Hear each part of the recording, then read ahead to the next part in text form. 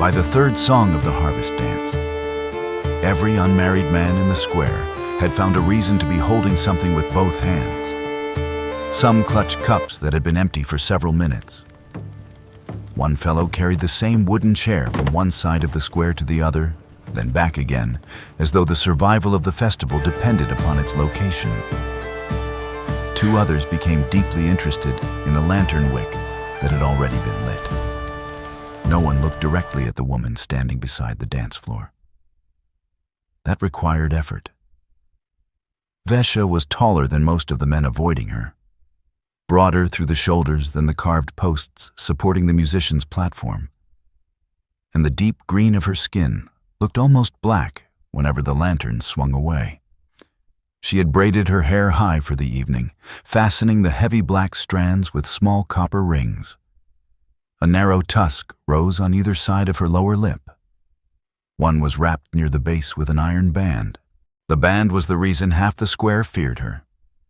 The fact that she had removed its matching band was the reason the other half did not know what to do. In the old customs of her people, an orc widow wore 2 pieces of iron while she mourned. One belonged to memory. The other belonged to the life she had not yet decided to live. When she removed the second, she was not declaring herself available, whatever the town gossips claimed.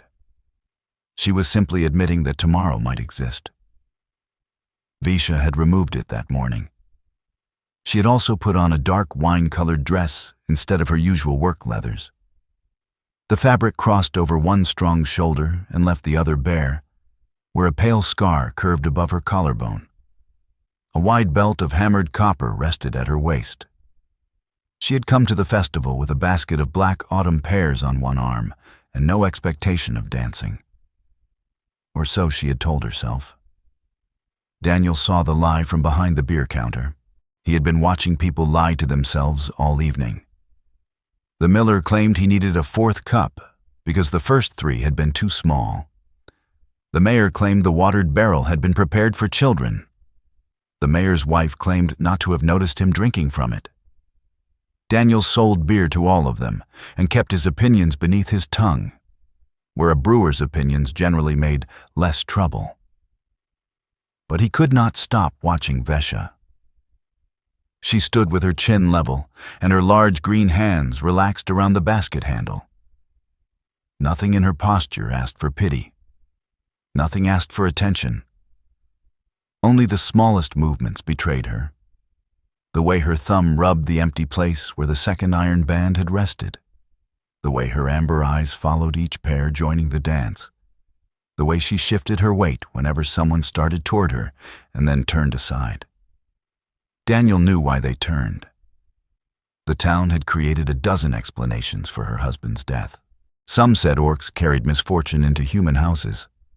Some said a woman that strong could not possibly have failed to save him unless she had wanted him gone. The cruelest claimed that grief had made her dangerous. None of those people had been standing beside the flooded river road 2 years earlier. Daniel had. He wiped his hands on his apron. The young man helping at the counter noticed. "We still have a line." "Then pour slowly." "You never tell me to pour slowly. Tonight, I am broadening your education." Daniel stepped out from behind the counter. The human brewer was not a graceful man. Brewing had made his shoulders sturdy and his forearms thick, but it had done nothing useful for his feet. His brown hair had escaped its tie before sunset, and the sleeves of his cream-colored shirt were rolled unevenly. A dark vest fit him well enough to suggest he had made an effort, though the faint stain near one pocket proved the effort had met a barrel and lost. People noticed where he was going. Conversations did not stop. They thinned. Vesha watched him approach with the expression she used when deciding whether a cracked branch might still bear weight. Daniel stopped in front of her. Up close, the missing iron band was impossible to overlook. So was the fact that she had painted a thin line of copper beneath each amber eye. He had never seen her do that before. "Your counter is unattended," she said. It is being supervised by someone who fears me. Does he have reason? He has seen what I do to people who put clean cups beside dirty ones. Her mouth almost moved. Almost. The musicians began another tune, something quick enough to make the hanging ribbons jump. Daniel offered his hand. Every quiet conversation in the square died at once. Vesha looked at his open palm, then at his face. Do you know what you're doing? Not usually. Daniel. The sound of his name in her low voice did something warm and unreasonable beneath his ribs. He kept his hand where it was. I am asking you to dance. I know what you are asking. Good. I was worried the music made it unclear. She did not smile. Her gaze moved over the watching crowd. They will talk. They have been talking for 2 years. Perhaps they deserve a new subject. They will say you did it because of him. There it was. The dead man standing between them without a name, without a body, without the decency to cast a shadow. Daniel lowered his voice. They say many things they did not earn the right to say. That is not an answer. No. His fingers remained open. It is an invitation. Vesha's eyes returned to his hand. For one terrible moment, Daniel thought she would set the basket into it. Instead, she placed the basket on the ground. Then her green palm covered his. The square inhaled. If you want hotter and uncensored orc-bound fantasy romance stories, I'll be sharing them on my Patreon page. These are the deeper and more intense scenes I can't post here, so check the description for details. Now, back to the story. Daniel had touched her before, briefly, accidentally. Once at the river when both of them had reached for the same wet length of rope. Once at the burial when she had accepted his arm because the ground had frozen unevenly. Those moments had contained cold, shock, and grief. This was different. Her hand was warm, her fingers closed around his with careful strength, as though she knew exactly how easily she could hurt him and had decided not to. If you step on my foot, she said, I will not pretend it does not hurt. That seems fair. It is not. You weigh less than one of my honey barrels. Then I have very little to fear. He led her onto the dance floor. The other couples moved away with such perfect coordination that they could have rehearsed it. Vesha noticed. Daniel felt her hand tighten. Look at me, he said. I am trying to understand where your feet intend to go. They rarely inform me in advance. This time she did smile. It changed her whole face. The severity did not disappear. It opened. Lantern light caught the gold around her pupils, the smooth curve of her tusks, the fine lines at the corners of eyes that had spent too long narrowed against weather and other people. Daniel forgot the next step. He stepped on her foot. Vesha looked down. You promised not to pretend, he said. It did not hurt. You also promised fairness. No. I specifically said it was not fair. Her laugh was quiet, but it reached the edge of the square. Several people stared as though an old statue had spoken. Daniel moved his other hand to her waist. He paused before touching the wine-colored fabric. May I? The laughter faded from her face, replaced by something softer and more dangerous.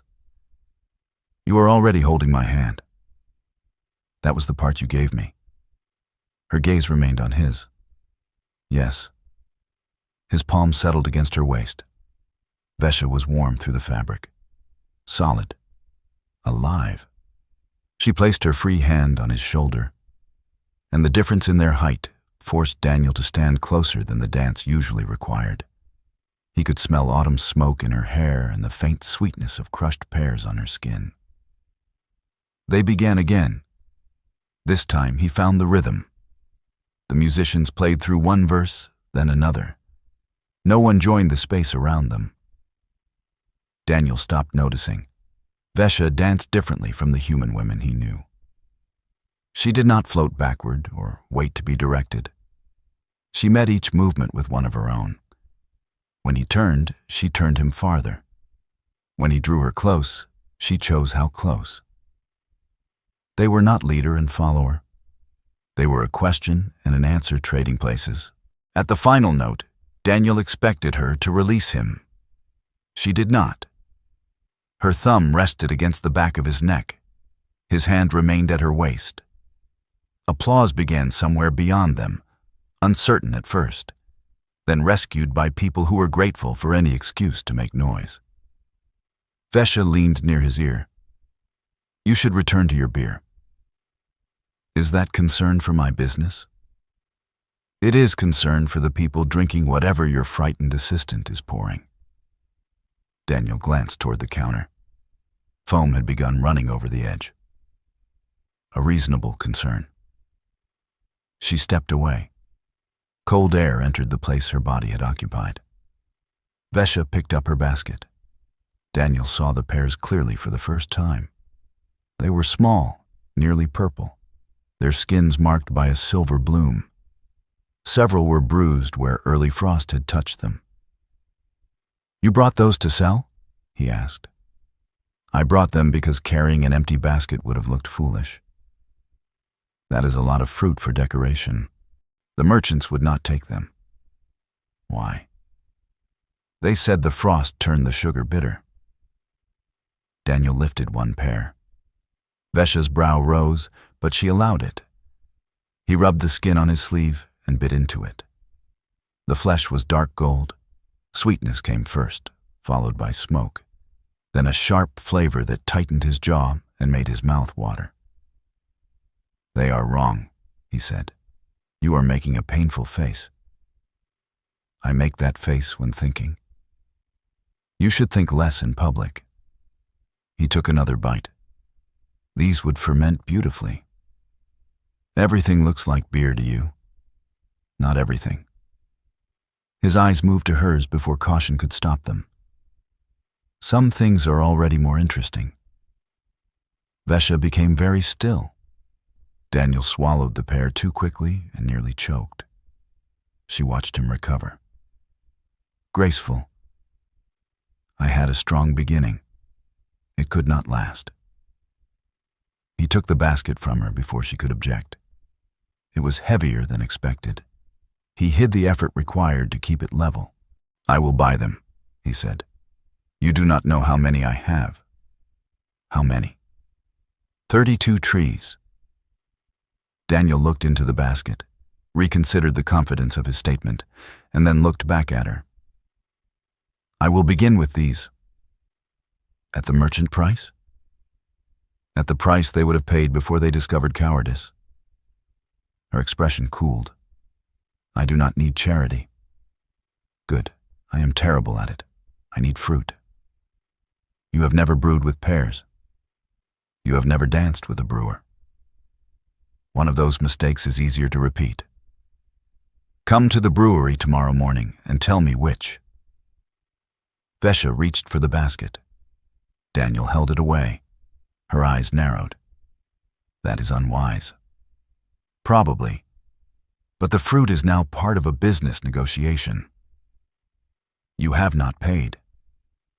"Then you know where to find me." For the first time that night, Vesha looked at him without checking who might be watching. "Morning," she said. Then she walked out of the lantern light, leaving Daniel with 37 pears, a crowded beer counter, and the uncomfortable suspicion that he had just changed the shape of his life. The suspicion deepened when he found the second iron morning band at the bottom of the basket. He did not sleep much. Before sunrise, Daniel cleaned the brewery twice. It did not need cleaning twice. The floor had been swept the previous evening, the copper kettles polished, the long oak tables scrubbed until the grain stood pale and clean. But each time Daniel looked toward the door, he discovered another surface that appeared guilty. The brewery occupied the bottom floor of an old grain house beside the river. Its walls were thick stone, its windows broad, and its rafters darkened by 20 years of steam. Copper pipes traveled along the ceiling in practical curves. Barrels rested in ordered rows, each marked with a burned symbol rather than a written label because Daniel trusted his nose more than his handwriting. At the rear stood a narrow door, bound with black iron. Daniel did not clean that door. He had not opened it in 2 years. Vesha arrived when sunlight first touched the upper windows. She wore work clothes, dark trousers, a sleeveless brown tunic, heavy boots, and leather guards around her forearms. Her braids hung over one shoulder. Only one iron band remained, wrapped around her left tusk. Daniel's gaze went there before he could stop it. Vesha noticed, "You found the other. At the bottom of the basket. I wondered where it went." "Did you?" "Eventually." He had placed it in a small dish beside the scales. Vesha picked it up, rolled it between her fingers, and set it down again. She did not put it back on. "My money," she said. Daniel handed her a small cloth purse. She weighed it in her palm. "Too much. It includes the basket." The basket was not for sale. "Then bring it back filled." "You think you are clever when you have not slept." "I think many things when I have not slept. Most of them should remain private." She inspected the brewery, taking in the clean tables, the polished kettles, the open recipe book waiting beside a bowl of pears. "You prepared?" she said. "I panicked in an organized manner." That almost smile returned. Daniel cut a pear into thin pieces. The frost concentrated the sugar near the skin. The bitterness comes from the seed cavity, but it will soften with heat. I want to roast half, press half, and ferment them with dark honey. "Smoke honey," Vesha corrected. "That is what you call it." "That is what it is. Honey cannot smoke. Bees can." Daniel looked at her. "The hives grow beneath the old charcoal trees," she explained. "The blossoms taste of smoke. My husband used it in winter cider." The room changed. It always did when either of them mentioned him directly. Air became heavier. Ordinary objects acquired edges. Daniel placed the knife down. "I remember." Vesha looked toward the iron-bound rear door. "You still keep it closed," she said. "Yes." "Why?" "Because I have not needed the room. You built 3 new storage sheds. They have better air. That room has 3 vents and a river wall. You remember the brewery well. My husband built half of it." Daniel did not answer. Vesha turned back to the pears. "Show me what you intend to ruin." It was not forgiveness. It was not peace. But it was morning, and she had stayed. They ruined the first batch before breakfast. Daniel blamed the roasting pan. Vesha blamed Daniel. The pears blackened at the edges, split in the middle, and released enough smoke to drive both of them onto the river steps, coughing. "Your oven is too hot," Vesha said. "My oven has produced bread every morning for 12 years. Bread does not have skin. Some of mine has developed one." Vesha leaned against the stone wall and laughed into her fist. Daniel stared. "What?" she asked. "Nothing. You are looking at me as though I have grown another tusk." "I was thinking you should laugh more often." The laughter disappeared. Daniel regretted the sentence at once. People had been telling Vesha what she should do with her grief since the burial. She should leave town. She should return to her own people. She should sell the orchard. She should stop wearing iron. She should be grateful. She should move on. He held up both hands. That came out badly. Most honest things do. It was not an instruction. What was it? A selfish observation. She studied him. "I like the sound," he said. that is all." Vesha looked toward the river. Early light had turned the surface white. He used to say the same thing. Daniel rested his elbows on the step behind him.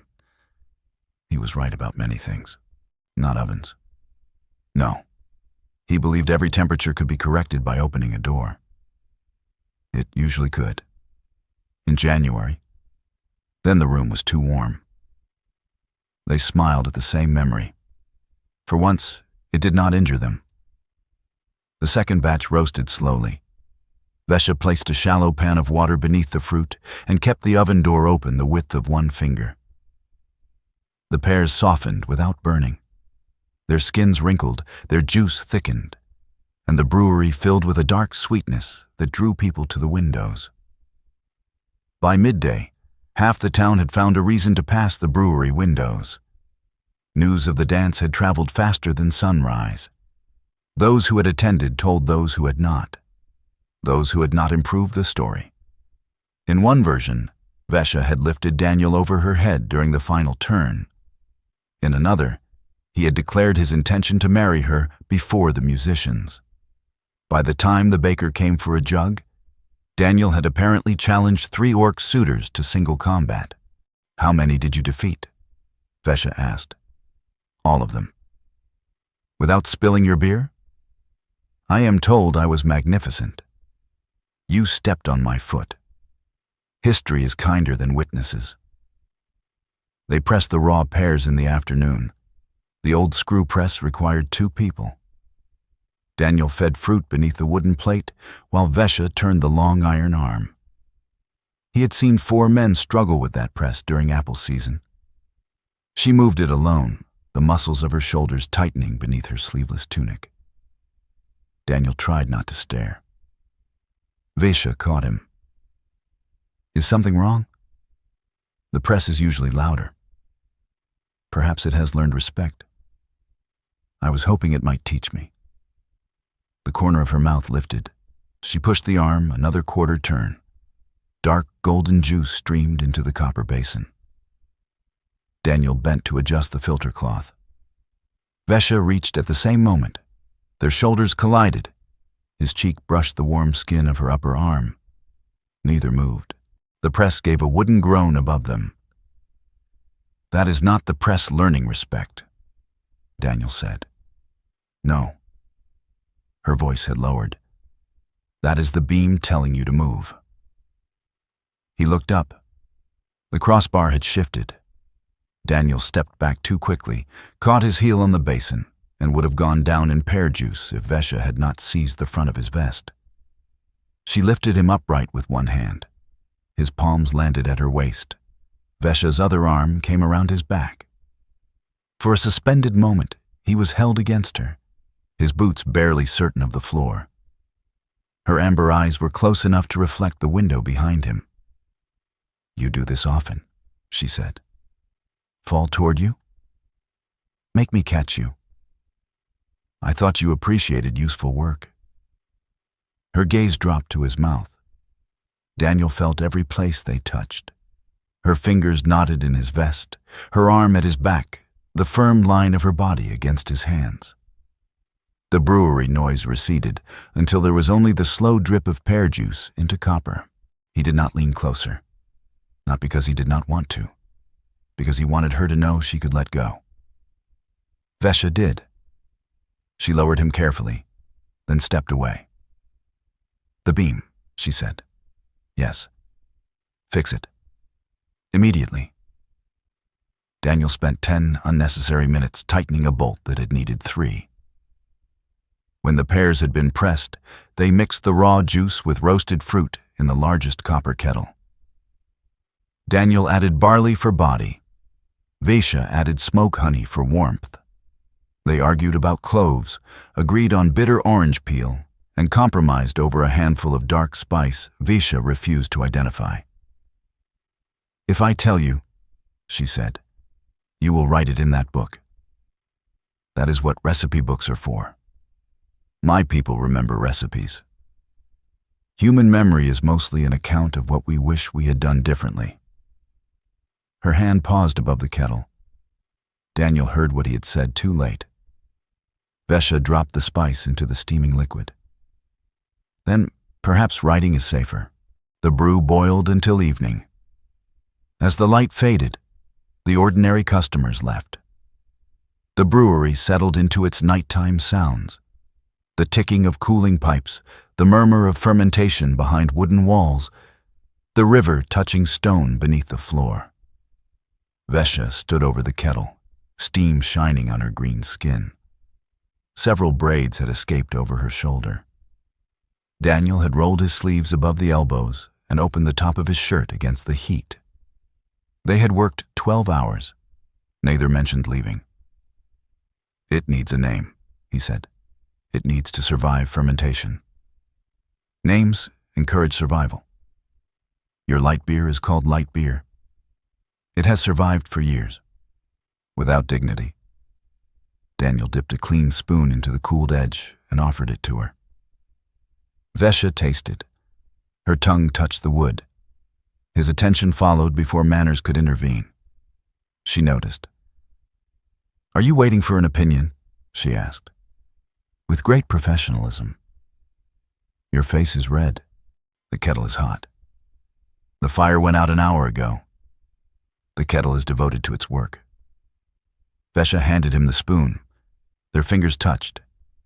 "It needs more smoke honey. It will become sweeter during fermentation.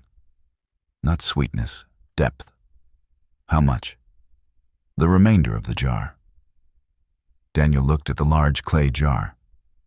"That honey costs more than everything currently in the kettle." "Then do not ruin it."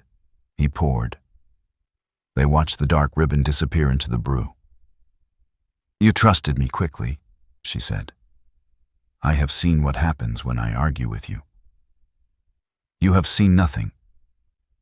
The words carried heat that had nothing to do with copper. Daniel put down the jar. One of Vesha's braids had caught beneath the strap of her leather guard. He reached toward it, then stopped. "May I?" Her eyes moved to his hand. "What?" "Your braid." She nodded. Daniel freed it carefully. The black strands were softer than he expected, warm from steam. A copper ring had twisted sideways. He straightened it between his thumb and forefinger. Vesha remained still. His knuckles brushed the side of her neck. Her breath changed. Daniel looked up. She had turned toward him. Their bodies were not touching, but the distance between them had become more intimate than contact. His hand remained near her shoulder. Hers rested against the edge of the kettle. "Yesterday," she said, "you asked before putting your hand on my waist." "Yes."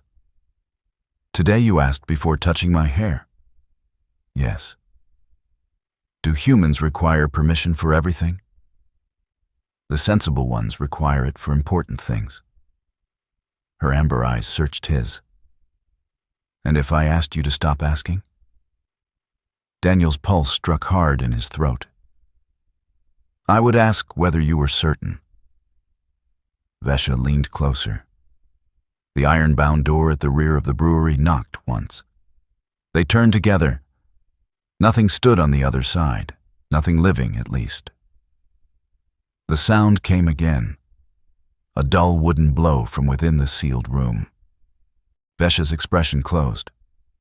"A loose barrel," Daniel said. "You said the room was unused." "It is." "Then why is there a barrel inside?" Daniel wiped his hands on a cloth. "Because I did not remove everything." Vesha walked toward the door. He moved between her and it. She stopped. "Move. The floor is unsafe. You repaired the floor after the flood." "Not in there." "Why?" "Because the last barrel her husband had built remained inside. Because his tools still hung on the wall. Because a mud-stained coat Daniel could not bring himself to burn remained folded over a chair. Because the room smelled of wet oak whenever it rained, and Daniel had once spent an entire night on that floor with river water pouring from his clothes, waiting to find the courage to tell Vesha that only one man had returned. "I could not," he said. Vesha looked at him for a long time.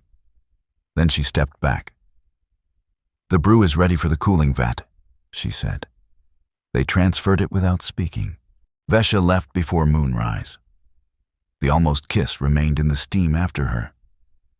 For the next 9 days, they worked together every morning. Vesha brought pears from the orchard in a 2-wheeled cart. Daniel purchased each load and recorded the price while she watched. She brought smoke honey, charcoal blossoms, and a stone mortar too heavy for any of his tables. He built a stand for it before she could complain. The first brew began fermenting in 3 oak casks. Vesha could hear differences Daniel could not. She placed one ear against the wood and listened to the yeast working inside. "This one is too warm," she said. Daniel touched the barrel. "They feel the same." "That is because your hands are cooked."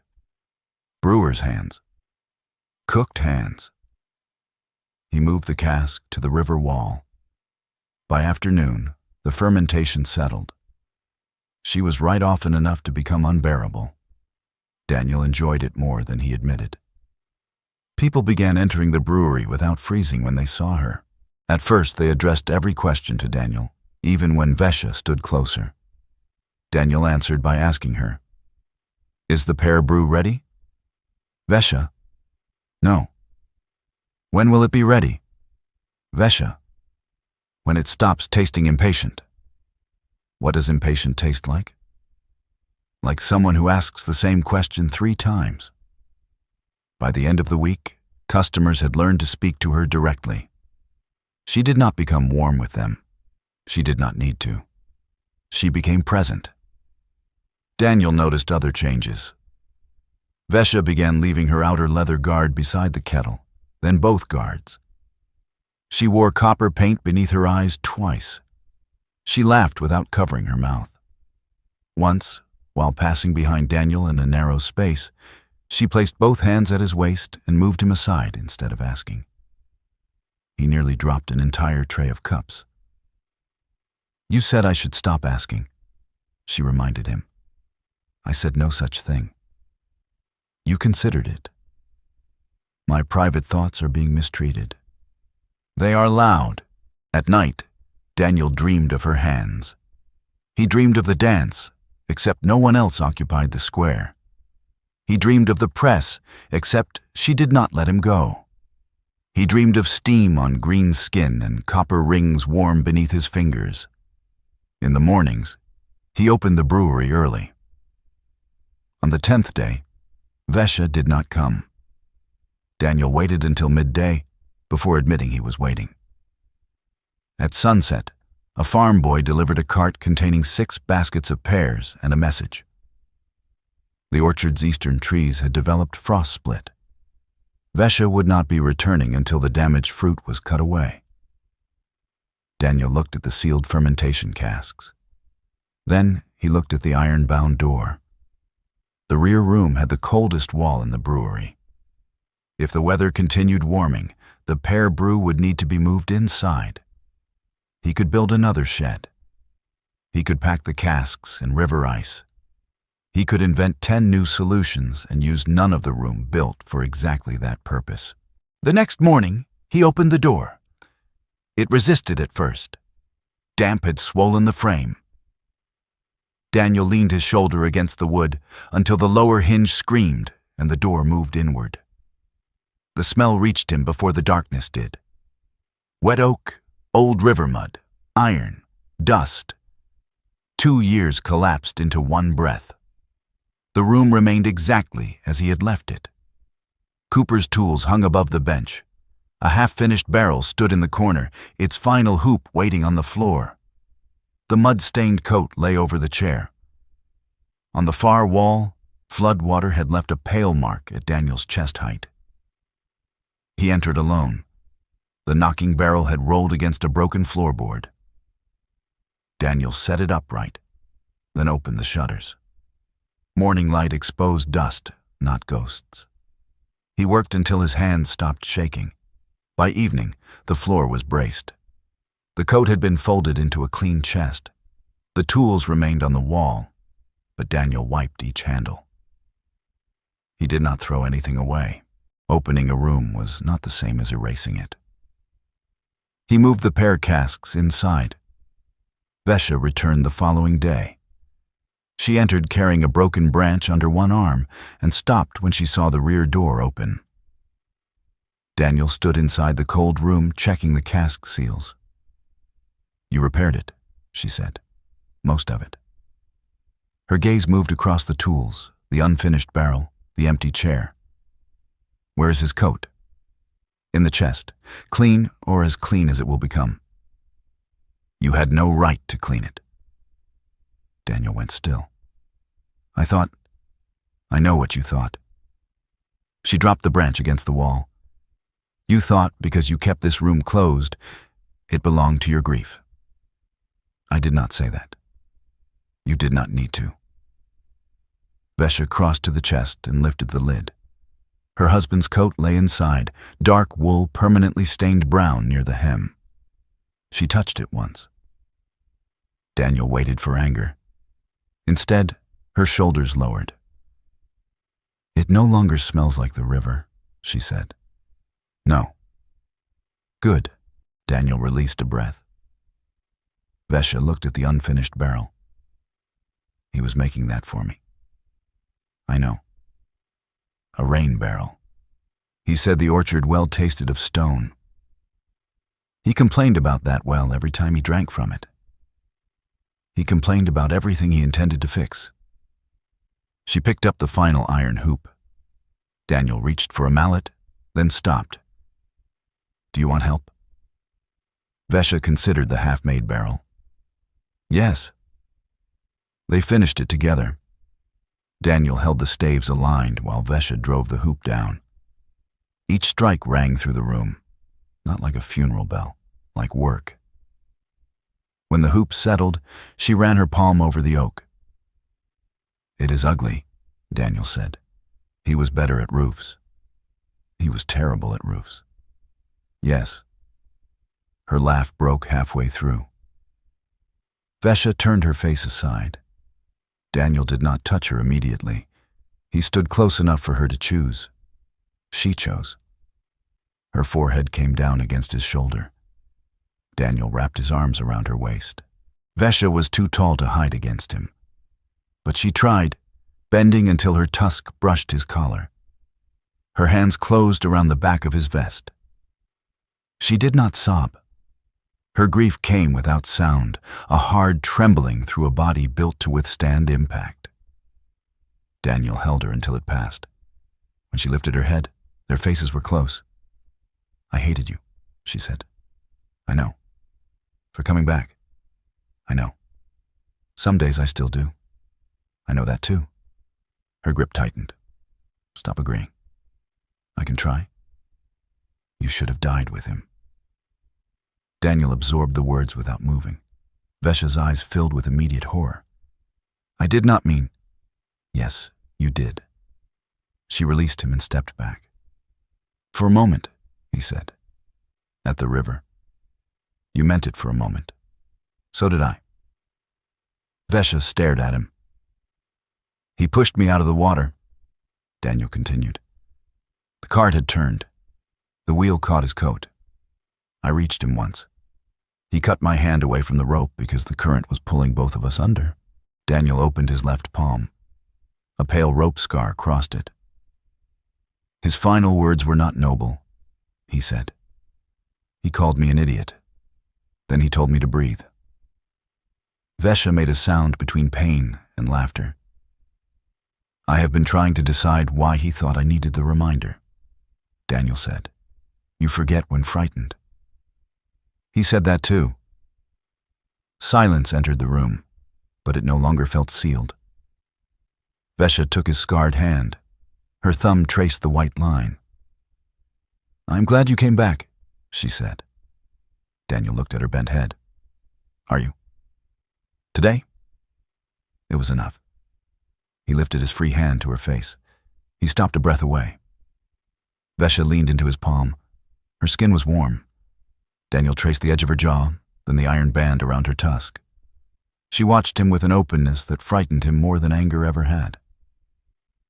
"Vesha," he said, "do not ask." "Are you certain?" Her eyes narrowed. "You are very irritating." "I have been told." She kissed him. There was nothing uncertain about it. One green hand came around the back of his neck while the other caught his waist. Daniel's surprise lasted only a heartbeat. Then his arms closed around her, and he kissed her back with 2 years of restraint breaking at once. Her tusks pressed carefully beside his mouth. She tasted of bitter pear skin and the dark honey they had been testing. Daniel's back met the edge of the workbench. Vesha leaned over him, strong and warm, then stopped. She searched his face. "Still certain?" he asked breathlessly. "I was deciding whether the bench would hold you." "It holds barrels?" "You fall more often." Daniel laughed against her mouth. The second kiss began slower. Vesha's thumb moved beneath his jaw. His hand traveled from her waist to the bare curve of her shoulder, giving her time to refuse every inch. She did not. She drew him closer until the copper buttons of his vest pressed against her. The unfinished room no longer smelled only of river mud. Then footsteps crossed the main brewery. Vesha released him so quickly that Daniel nearly sat on the floor. The mayor appeared in the doorway with a folded paper beneath one arm. He looked at Daniel's open shirt, Vesha's loosened braids, and the mallet lying beside the finished barrel. "Am I interrupting?" he asked. "Work," Vesha said. "Violent work," Daniel added. The mayor decided not to understand. He held out the paper. "The Eastern Orchard note has changed hands. It requires acknowledgement before the harvest closing." Vesha's face hardened. "Changed hands to whom?" The mayor looked at Daniel. The warmth left the room. Vesha did not release Daniel's hand gently. "How much?" she asked. The mayor opened the folded paper. "The remaining principal plus winter interest." "I was not asking the amount. I was asking when he bought it." Daniel buttoned his shirt with fingers that had become clumsy 3 months ago. Her amber eyes fixed on him. "Before the dance?" "Yes." "Before the merchants rejected my pears?" "Yes." "Before you discovered you needed fruit?" Daniel did not answer quickly enough. Vesha looked from him to the repaired room, the finished rain barrel, the fermentation casks resting safely against the cold wall. Every kind act of the previous 10 days changed shape in her face. "You bought my orchard," she said. "I bought the note attached to it." That is how humans buy something while pretending it still belongs to someone else. The merchant intended to demand payment at the harvest closing. If you could not pay, he would have taken the eastern trees before winter. "So you took them first?" I stopped him. "You did not tell me." "I was trying to find the right way." Vesha laughed once, without humor. "Was the dance part of the right way?" "No." "Was the beer?" "No." "Was this?" Her hand moved between their bodies, indicating the place where they had been kissing moments earlier. "Did you think if you held the paper long enough, I would become grateful for everything attached to it?" Daniel flinched. "Never." "Then explain it." The mayor attempted to step backward. Vesha pointed at him without looking away from Daniel. "Stay. You brought the truth. You will hear what he does with it." The mayor remained. Daniel wanted privacy. He had hidden behind privacy for 2 years. It had given him a locked room, a purchased debt, and the expression now cutting across Vesha's face. He spoke plainly. "Your husband knew the Eastern Orchard was collateral for the press loan. At the river, before the cart overturned, he made me promise that if anything happened, I would not let the merchant take the trees." Vesha's jaw tightened. "I did not have enough money then," Daniel continued. This summer I did. I bought the note to give you time. Time for what? To decide what you wanted. While you decided what I was allowed to know. Yes. The word hurt, but it was true. I was wrong. You obeyed a dead man instead of speaking to his living wife. Daniel lowered his eyes. Did he also ask you to dance with me? No. To buy my pears? No. To kiss me? Vesha, answer. No. Daniel made himself meet her gaze. Those were mine. For a moment, pain weakened the anger in her face. Then she saw the paper again. How fortunate, she said, that your desire and your duty selected the same woman. She walked out. Daniel did not follow. The mayor cleared his throat. The acknowledgement still requires. Daniel took the note, placed it on the Cooper's bench, and signed the release at the bottom. Witness that, he said. You are forgiving the entire amount? No. Daniel opened the iron box beneath the bench. He counted out every coin remaining from the summer's sales, including the money reserved for roof repairs, winter barley, and 2 new vats. I am paying it.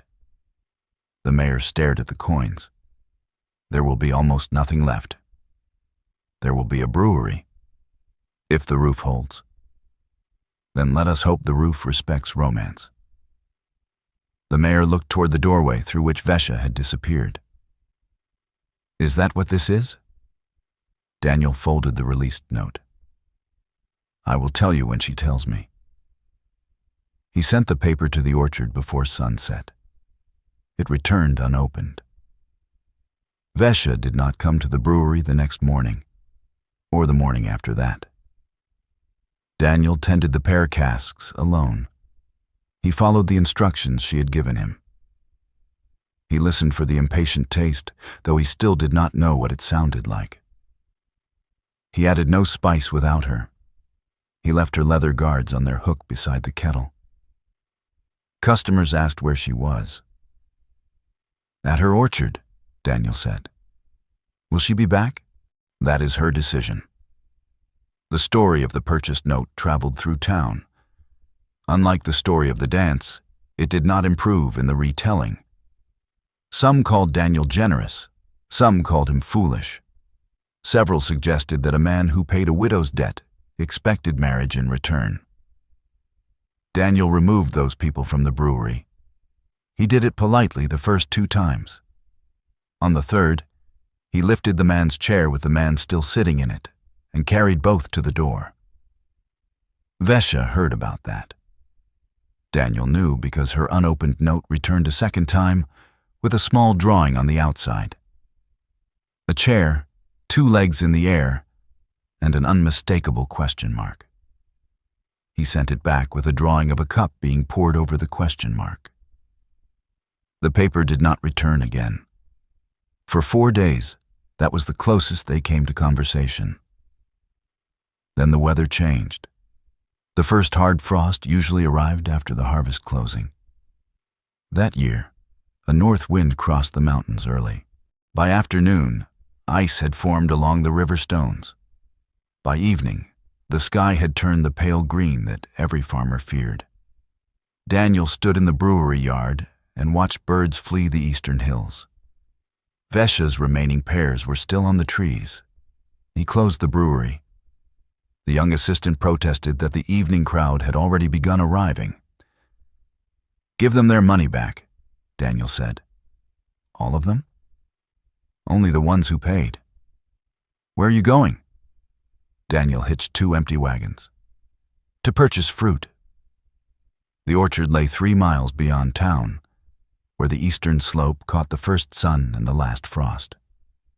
By the time Daniel arrived, darkness had swallowed the road.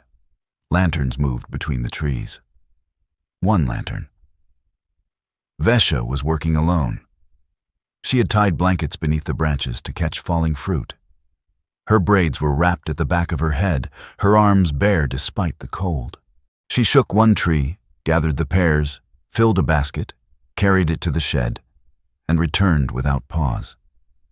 32 trees stood against the coming frost. Daniel drove the wagons through the gate. Vesha did not stop. Leave. I need pears. You have 3 full casks. I have orders for 6. You have never sold 1 cup. Confidence is essential in business. So is money. You gave yours away. That was not a gift. She dropped a basket harder than necessary. It had my debt inside it. It had your name inside it. The debt is gone. Because you paid it. Yes. Without asking. Yes. Daniel climbed down from the wagon. I cannot undo that. I can only stop pretending it was the same as helping you. Vesha looked at him across the lantern light. What do you want? She asked. Tonight? Every pair you can sell me. You cannot afford them. Then I will owe you. You already think owing someone gives you the right to decide for them. I thought being owed did. He stepped closer. I was wrong about that too. The wind moved through the orchard. Leaves turned their silver undersides to the sky. Daniel took a second lantern from the wagon and lit it. Name your price, he said. Vesha folded her arms. Double the merchant price. Done. Half ownership of the pear brew. Done. My name before yours on every barrel. I object. Her eyes narrowed. The barrels use symbols, he said. My handwriting is dangerous.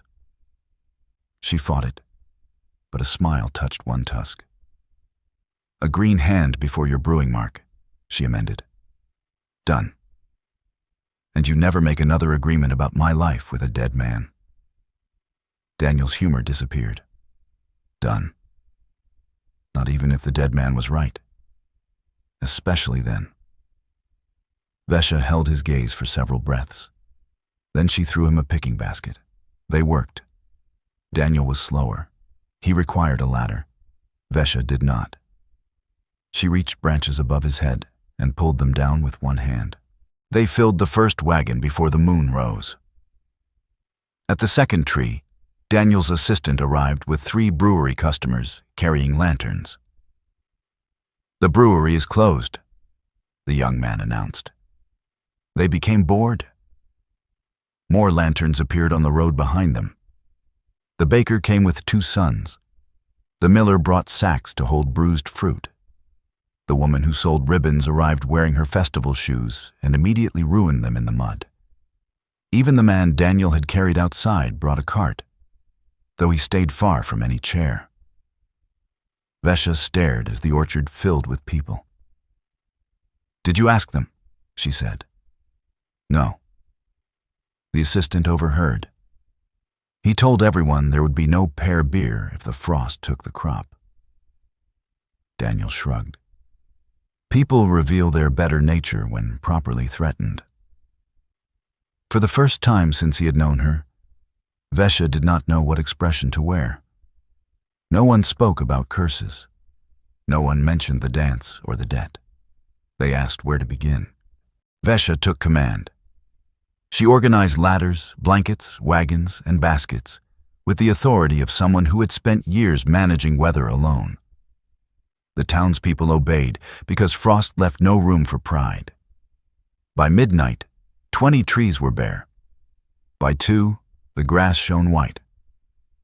The last tree stood at the far edge of the orchard, older and taller than the rest. Vesha climbed into its lower branches, while Daniel held the ladder. You do not need that, she said. The ladder? You. Daniel looked up. That is a harsh conclusion. I can reach the fruit. I am supporting you emotionally. You are looking beneath my dress. I am supporting you enthusiastically. Vesha laughed loud enough for the nearest workers to hear. She shook the final branch. Pears fell into the blanket like dark rain. Applause rose through the orchard. Vesha descended. The moment her boots touched the ground, the frost arrived in earnest. White spread across the upper leaves.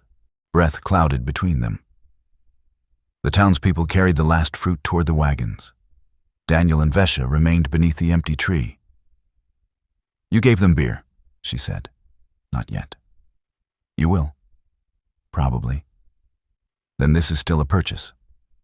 If that makes it easier." "It does not." She looked toward the moving lanterns. "But I will accept it." Daniel's hand lifted, then stopped at his side. Vesha noticed. "You may touch me." He placed his hands at her waist. She was cold from the wind and warm beneath it.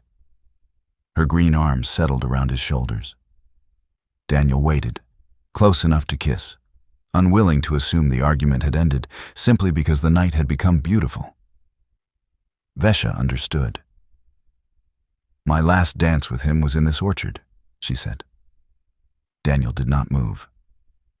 It was not a festival. There was no music. He had been drinking. I was angry about the debt. He tried to make me laugh, so he danced badly between the trees. Her eyes went to the empty branches above them. I told him I was tired of carrying his mistakes. The next morning, he took the cart to the river. "Vesha." Those were my last words to him. Daniel felt the shape of the guilt she had carried. Not only that she had failed to save him, but that she had sent him away, believing he was a burden. "A marriage is not its final mourning," he said. "You do not know that." "No. But I knew how he spoke about you. Every story began with something you had repaired better than he could, lifted more easily than he could, or understood before he did. He was proud of being carried by you." Vesha's eyes shone. "And I asked him to take the river road," Daniel said. "The bridge route would have added an hour. I wanted the barrels before the rain. You did not make the river rise. You did not make the wheel break." They stood inside the same truth, each offering it to the other and refusing it for themselves. Vesha touched the scar in Daniel's palm. "Perhaps we are both very foolish," she said. "That would explain the dance. And the beer. The beer is excellent. It is impatient. Like its makers." Vesha bent and kissed him beneath the frost-covered tree. This time there was no locked room, no approaching footsteps, no dead man waiting inside the next sentence. Daniel's hands tightened at her waist. Vesha lifted him just enough that his boots left the ground, and his startled laugh disappeared against her mouth. When she lowered him, he remained close. "Was that gratitude?" he asked. "No." "Forgiveness?" "Not yet." "Then what?" Her tusk brushed his cheek. "Mine." Daniel's heart forgot its work. Vesha kissed him again before it remembered. They returned to the brewery at dawn with 2 full wagons and 30 people who had discovered that an orc widow could make jokes, give orders, and accept help without transforming into any of the things they had feared. The pear brew finished fermenting 3 days later. Vesha opened the first cask herself. Daniel held the cups. The liquid poured dark amber, almost red where morning light touched it. Smoke rose from the honeyed scent. Pear sweetness arrived first, followed by spice, a bright edge of frost, and a finish like warm wood. Vesha tasted. Daniel waited. She took another drink. "Well?" "It is no longer impatient. That is the closest you have come to praise. It requires a name." Daniel smiled. "I have several. No widow's kiss. I had not. No green temptation. That sounds successful. No warlord's thigh." Daniel lowered the cup. "Who suggested that?" "Your assistant. He is no longer broadening his education." Vesha ran one finger through the condensation on the cask. "After the frost." Daniel considered it. "After the frost," he repeated. It was not about survival. Not exactly. Frost changed fruit. Sometimes it ruined what it touched. Sometimes it concentrated the sugar beneath the skin and created a flavor no warm season could produce. Daniel burned a green hand into each barrel. followed by his small brewing mark. In that order. The harvest closing arrived beneath a clear sky. The same lanterns hung above the square. The same musicians occupied the platform. The same people gathered with cups and excuses. But 6 barrels of After the Frost stood behind Daniel's counter, and Vesha stood beside them. She wore the wine-colored dress again. This time both tusks were bare. She had not discarded the iron bands. One remained in the dish beside the brewery scales. The other rested in the pocket over her heart. Memory did not vanish because iron left the body. The first barrel emptied before the first dance. People who had avoided Vesha now praised the smoke honey, the dark pears, the strength of the finish. Some spoke too loudly, eager to prove they had never believed the rumors. Vesha accepted compliments without making forgiveness easy. Daniel loved that about her. The mayor paid for a second cup and announced that the brew should represent the town at the winter market. Only if both makers attend, Vesha said. The mayor agreed. And the orchard keeps half the profit. He hesitated. Vesha looked at Daniel. Daniel looked at the mayor. The mayor agreed more quickly. When the musicians began, couples moved toward the dance floor. Daniel remained behind the counter. He wanted to ask Vesha. Every part of him wanted it. But the first dance had been his choice made in front of everyone. She had spent too long living inside choices made by men who believed love excused secrecy. So he poured beer. Vesha watched the floor. One man approached her, encouraged by 2 cups and the recent improvement in public opinion. He bowed and offered his hand. Daniel's stomach tightened. Vesha regarded the hand. Then she looked toward Daniel. He made himself smile. She declined the invitation with enough courtesy to leave the man only mildly wounded. Then she crossed the square. Conversations faded exactly as they had 2 weeks earlier. Daniel set down the cup he was filling. Vesha stopped on the other side of the counter. You are working. The beer is being supervised by someone who no longer fears me. The assistant immediately shook his head. I still fear him. Vesha's mouth curved. She came around the counter. Daniel waited. The entire square waited with him. Vesha offered her hand. Do you know what you are doing? He asked. Not usually. His own words returned in her voice nearly undid him. Vesha, I am asking you to dance. Daniel put his hand in hers. She led him into the lantern light. The other couples did not move away this time. They made space, then closed it again around them. The musicians began a slower tune. Daniel placed one hand at Vesha's waist without asking. Her brow rose. You told me I could touch you. That permission was beneath a pear tree. He started to withdraw. Vesha caught his wrist and returned his palm to her waist. I did not say it had ended. They began to dance. Daniel still was not graceful. He stepped too far on the second turn and nearly collided with the miller. Vesha corrected him with one firm movement of her hips. Laughter moved through the couples, not at her, not at him, but around them. There is something your town misunderstood, she said. Only one thing? About the iron bands. Daniel glanced at her bare tusks. Removing the second does not mean a widow is searching for another husband, Vesha said. It means she is willing to imagine a day she has not already survived. That seems more difficult. It is. What does offering the first dance mean? Nothing. Daniel blinked. Nothing? It is a dance. The town believes it is a promise to remain until spring. The town also believed frost made pears bitter. Fair. Vesha drew him closer. But this dance means something. What? That I am not grateful. You have made that clear. I am not paying a debt. There is no debt. I am not obeying a dead man.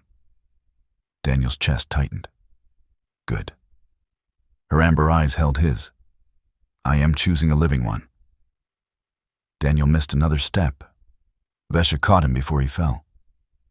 Again, she said, I am beginning to think you arrange these accidents. Perhaps I like useful work. He laughed. She turned him beneath their joined hands, which required Daniel to duck under her arm and cause the nearest couples to cheer. At the end of the song, Vesha did not release him. Neither did anyone expect her to. Winter came early that year. The brewery roof leaked over the light ale barrel, exactly where Daniel had failed to repair it. Vesha climbed the rafters in a snowstorm and fixed it while he shouted unhelpful advice from below. The orchard's old well still tasted of stone, so they installed the finished rain barrel beside Vesha's house. It was ugly. It worked perfectly. After the frost sold out before midwinter, the profit paid for 6 new casks, repairs to the eastern press, and the construction of a wide bench beneath the oldest pear tree. Daniel built the bench himself. Vesha inspected every joint and made him redo 2 of them. They did not marry before spring. This disappointed the town, which had prepared opinions for either outcome. Daniel kept his room above the brewery. Vesha kept her orchard and her name. Some nights he walked the 3 miles home with her. Some mornings she arrived before sunrise wearing his shirt beneath her work vest and refused to explain how it had entered her possession. They argued over recipes, prices, open oven doors, and whether Daniel's assistant should ever be permitted to name a beverage. They kissed in the cold storage room beside the pear press, beneath the orchard tree, and once behind the harvest platform while the mayor delivered a very long speech about respectable commerce. Vesha never put the second iron band back on. She did not throw it away either. On the anniversary of the river flood, she and Daniel carried both bands to the water. For a while, they stood without speaking. Then Vesha placed one band on a stone above the current and returned the other to her pocket. Memory, she said, touching the stone. Then she touched the pocket over her heart. And tomorrow. Daniel offered his hand. There was no music, no crowd, no lanterns swinging above them. Vesha took it anyway. They danced badly on the riverbank until she laughed, until he stepped on her boot, until the sun went down behind the bare trees. And when the next harvest came, no one avoided the orc widow at the dance. They were too busy waiting to see which of them would offer a hand first.